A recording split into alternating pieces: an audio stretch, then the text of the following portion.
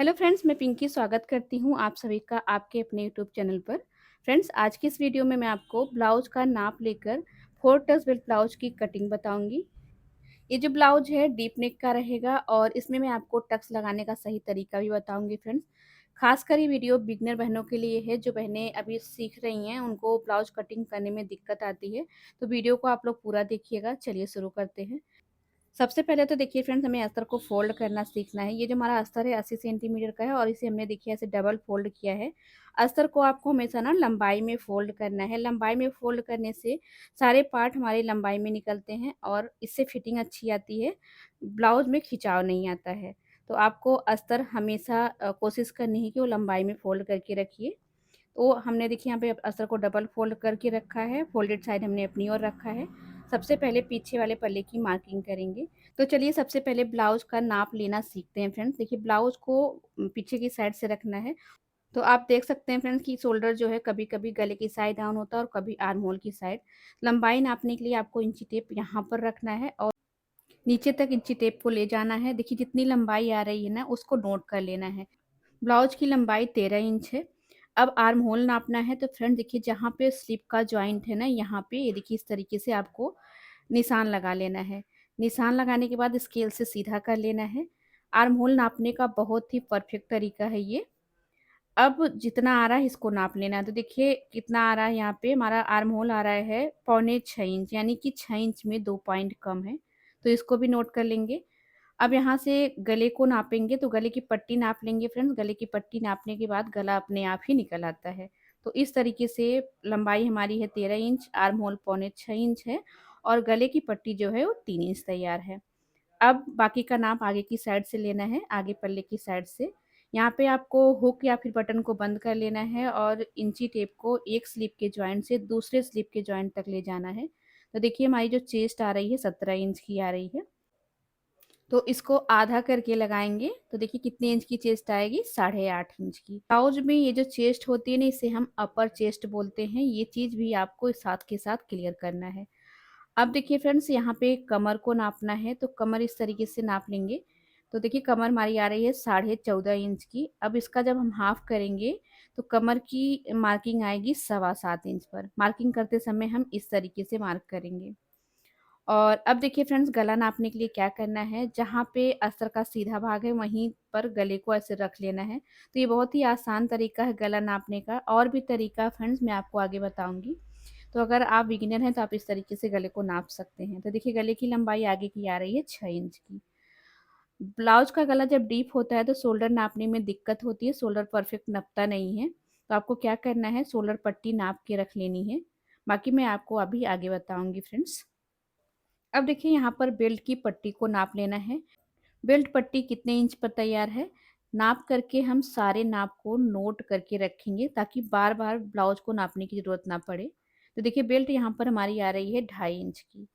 और यहाँ पे ब्लाउज की जो स्लिप की लंबाई है ये है 4.5 इंच की। और स्लिप की मोहरी भी आपको इसी समय नाप लेना है। देखिए इस तरीके से स्लीव की मोहरी यहाँ पे है 6.25 इंच, यानी कि 6 इंच में 2 पॉइंट कम। तो इतना हमने नाप ले लिया है। जितना नाप लिया है सबको नोट कर लेना है। जब हम ब्लाउज की कटिंग करेंगे तो इसी नाप के हिसाब से करेंगे। नाप हमारा कंप्लीट हो गया है। अब नाप को एक साइड रख देंगे। तो देखिए फ्रेंड, जब हम ब्लाउज के नाप से ब्लाउज की कटिंग करते हैं तो सबसे पहले पीछे वाले पल्ले की कटिंग करते हैं। तो यहाँ पे हमें ब्लाउज की लंबाई लेनी है। लंबाई 13 इंच है, पर मैं 13.5 इंच तैयार लंबाई रखूंगी और 1 इंच इसमें मार्जिन का लूंगी। तो 13.5 इंच हमारी लंबाई है। 1 इंच मार्जिन का लेके हमने 14.5 इंच पर लंबाई की लाइन को मार्क किया है। अब यहाँ पे फ्रेंड्स नीचे से हमें गले की पट्टी नापनी है। तैयार गले की पट्टी हमारी 3 इंच है, इसमें हम 3.5 इंच लेंगे।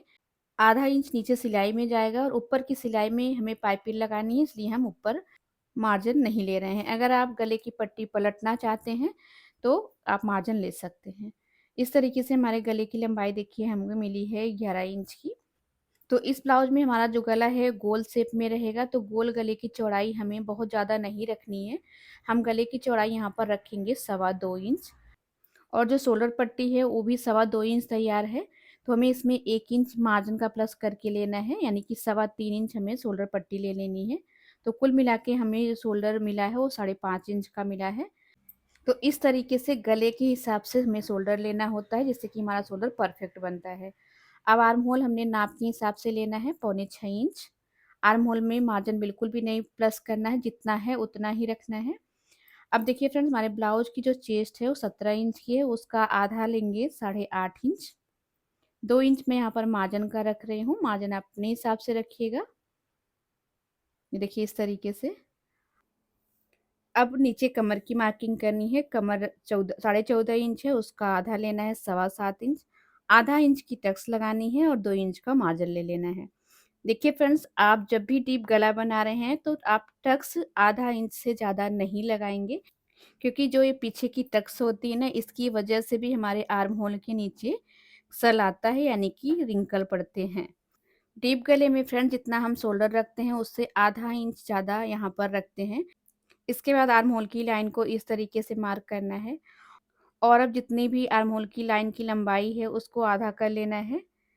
आधा करने के बाद देखिए फ्रेंड्स, इसका शेप देने के लिए क्या करना है, कॉर्नर से ये देखिए जो बाहर वाली लाइन है उस कॉर्नर से 1 इंच पर एक निशान लगाना है और फिर आर्म होल का शेप देना है। ऐसे अगर आप शेप देते हैं तो आपके आर्म होल के पास जो झोल आता है वो नहीं आएगा, फिटिंग परफेक्ट आएगी फ्रेंड्स। आप एक बार इस तरीके से बनाकर देखिए, आपके आर्म होल की समस्या नहीं होगी। अब नीचे की साइड गले की चौड़ाई आप अपने हिसाब से रख सकते हैं। मैंने यहाँ पर 2.5 इंच रखी है, ऊपर 2.25 इंच है, नीचे हमने 2.5 इंच लिया है। आप 3 साढ़े 3 इंच भी ले सकते हैं अपने हिसाब से। इस तरीके से बॉक्स बना लेना है और आधा इंच शोल्डर को गले की साइड डाउन कर देना है। इतना मार्किंग अगर आप कर लेते हैं फ्रेंड्स, आपका पीछे का पल्ला एकदम परफेक्ट बनने वाला है, बिल्कुल भी झोल और क्रीज नहीं आएगा। तो इस तरीके से फ्रेंड्स हमारा पीछे का जो पार्ट है वो कंप्लीट हो गया है।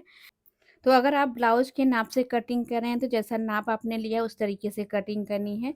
और अगर आप अपने ब्लाउज का गला जो है उसे छोटा बड़ा करना चाहते हैं फ्रेंड्स, तो आपको नाप चेंज करना होगा। आपको सारी चीज़ें गले के हिसाब से ही करनी होती हैं, तभी ब्लाउज परफेक्ट बनता है। इसके अलावा अगर आपके ब्लाउज में प्रॉब्लम आ रही है फ्रेंड्स, तो आपको चेक करना होगा कि आपने अपने गले को छोटा बड़ा किया होगा तभी प्रॉब्लम आई है। अब यहाँ पर आगे वाले पल्ले की मार्किंग करेंगे। इसके लिए हमने आधा इंच चौड़ाई की पट्टी का मार्जिन लिया है और पीछे वाले पल्ले को रखकर आगे वाले पल्ले की लंबाई देखिए मैं यहाँ पर 2 इंच बढ़ा रही हूँ। इस तरीके से अगर आपके ब्लाउज का चेस्ट कम साइज का है तो आप 1.5 इंच भी बढ़ाकर रख सकते हैं। अब यहाँ पर देखिए चेस्ट के पास भी आधा इंच बढ़ाना है। अगर आपके आगे का उभरा हुआ भाग यानी कि चेस्ट हैवी साइज का है तो आप यहाँ पर 1 इंच बढ़ाएँगे। अब इस लाइन को सीधा नीचे तक मार्क कर लेना है।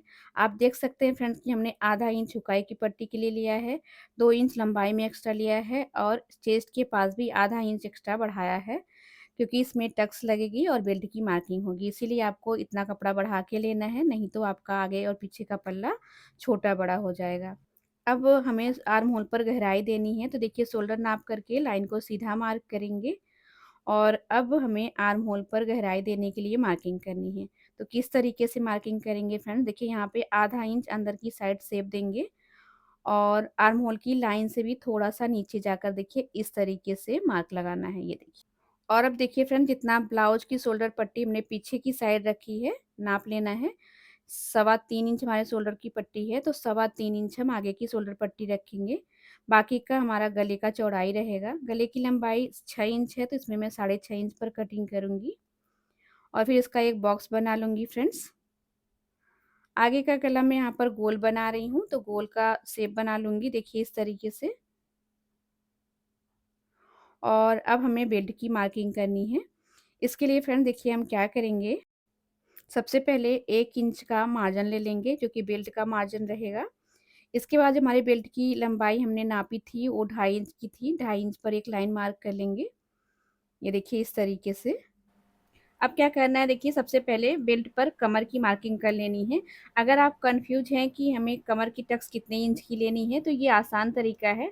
आपको पहले बेल्ट पर कमर की मार्किंग कर लेनी है, इसके बाद जो कपड़ा बचेगा वही कपड़ा टक्स में जाएगा। तो इससे कमर की टक्स आपकी क्लियर हो जाएगी। तो देखिए मैं आपको बता रही हूँ फ्रेंड, पहले आपने कमर पे मार्किंग कर लेनी है।